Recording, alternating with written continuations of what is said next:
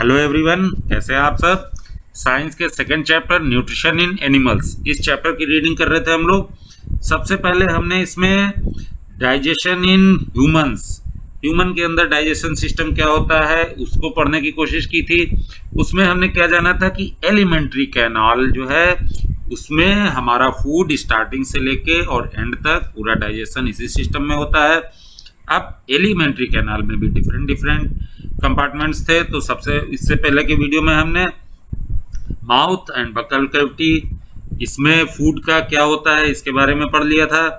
अब आज के वीडियो में हम पढ़ेंगे फूड पाइप या एसोफेगस जिसको बोलते हैं। फूड पाइप या एसोफेगस में क्या होता है, देखिए माउथ या बकल कैविटी में आपने फूड को च्यू किया था, उसमें सलाइवा मिक्स कर दिया था। सलाइवा मिक्स होने के बाद टंग की हेल्प से वो फूड कहाँ गया, एसोफेगस में चला गया। अब एसोफेगस में इस फूड का क्या हो रहा है, the swallowed food passes into the food pipe or esophagus. Look at figure, the food pipe run along the neck and chest. ये देखिए यहाँ पर फिगर में दिखाया हुआ है, ये हमारा क्या है, दैट इज कॉल्ड एसोफेगस या फूड पाइप। इसको हम फूड पाइप बोलते हैं। ये फूड पाइप हमारी बकल कैविटी के बाद से स्टार्ट हो जाती है और एंड कहाँ पे होती है, आके स्टमक पे। मीन्स बकल कैविटी से जो फूड है उस फूड को कैरी करते हुए ये एसोफेगस है या फूड पाइप, ये कहाँ तक फूड को लेकर के जाता है, स्टमक तक लेके जाता है। एसोफेगस में फूड का डाइजेशन नहीं होता है। ओके, जो डाइजेशन हम इन फूड डाइजेशन इन ह्यूमंस हम पढ़ रहे हैं, माउथ में डाइजेशन स्टार्ट हो गया।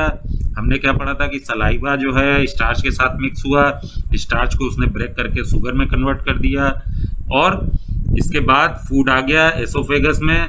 एसोफेगस केवल फूड को ट्रांसपोर्ट करता है कहाँ तक, स्टमक तक। एसोफेगस में कोई भी डाइजेशन नहीं होता है। Okay, food is push down by movement of the wall of the food pipe. Actually, this movement take place throughout the alimentary canal and push the food downwards. होता क्या है, ये जो हमारी फूड कैनाल है या फूड कैनाल है या एसोफेगस है, उसमें क्या होता है, ये वॉल जो है इसकी, ये वॉल में कॉन्ट्रैक्शन का और रिलैक्सेशन का मूवमेंट होता है। मीन्स जब ये आगे की वॉल की पोर्शन रिलैक्स होगा मीन्स थोड़ी सी ओपनिंग बढ़ेगी और पीछे कॉन्ट्रैक्ट होगा मीन्स वो टाइट होगा, तो ये फूड धीरे धीरे नीचे की तरफ खिसकता है। इसी तरीके से ये फूड पुश होते हुए कहाँ तक पहुँच जाता है, हमारे स्टमक तक पहुँच जाता है। और इस तरीके का जो वॉल का मूवमेंट है ये हमारे पूरी एलिमेंट्री कैनाल में होता है, जिससे कि फूड हमारा एक जगह से धीरे धीरे पुश होते हुए डिफरेंट कंपार्टमेंट्स में पहुंचता रहता है। At times the food is not accepted by our stomach and is vomited out. कभी कभी ऐसा होता है कि हम कुछ खाते हैं और उसके बाद क्या होता है, हमें वोमिटिंग हो जाती है। वो क्या है कि कई बार हमारा जो स्टमक है वो उस फूड को एक्सेप्ट नहीं करता है। उसको लगता है कि ये जो आपने फूड खाया है ये बॉडी के लिए हार्मफुल है। हो सकता है कई बार आप खराब चीज़ें खा लेते हो या जो हेल्दी नहीं है इस टाइप की चीज़ें खा लेते हो या ज़्यादा खा लेते हो, ओवर ईटिंग हो जाती है, तो भी हमारा स्टमक क्या करता है, उसको वोमिट कर देता है। अब recall the instances when you vomit after eating and think of the reason for it, discuss with your parents and teacher. अब कई बार जब भी आपको वोमिटिंग हुई हो तो उसके बारे में सोचिएगा कि किस वजह से हुई। क्या आपने जो फूड खाया था वो सही नहीं था या आपने ओवर ईटिंग कर ली थी।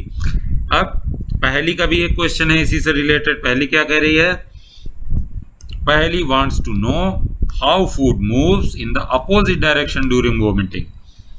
जब हम फूड को वोमिट करके बाहर निकालते हैं तो फूड क्या हो रहा है, अपोजिट डायरेक्शन में जा रहा है। मीन्स फूड जो है ये फूड पाइप के थ्रू माउथ से बाहर आ रहा है। तो ये ऐसा कैसे होता है, एक्चुअली होता ऐसा है कि जब कभी ऐसी सिचुएशन आती है कि बॉडी आपकी फूड को एक्सेप्ट नहीं कर रही है और आपको फूड वोमिट की सिचुएशन आ रही, तो ये सिग्नल सारे हमारे नर्वस सिस्टम से जाते हैं, ब्रेन से जाते हैं। क्या होता है कि ये स्टमक में जितना फूड है ये स्टमक इतना प्रेशर क्रिएट कर देता है, ये कॉन्ट्रैक्ट हो जाता है कि उस प्रेशर से ये फूड जो है रिवर्स डायरेक्शन में ऊपर की तरफ जाने लगता है और इतने प्रेशर से जाता है कि ये फूड सीधे माउथ से बाहर आ जाता है और जितना भी इस तरीके का बैड फूड आपने ले लिया है अंदर वो सब बॉडी से बाहर निकल जाता है। और कई बार आपने देखा होगा कि वोमिट करने के बाद आप रिलैक्स फील करते हो।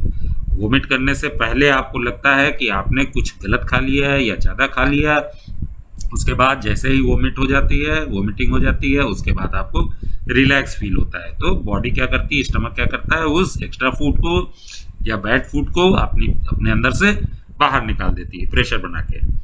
ओके, तो ये एसोफेगस हो गया। उसके बाद हमारा फूड कहाँ पहुंच गया, स्टमक में।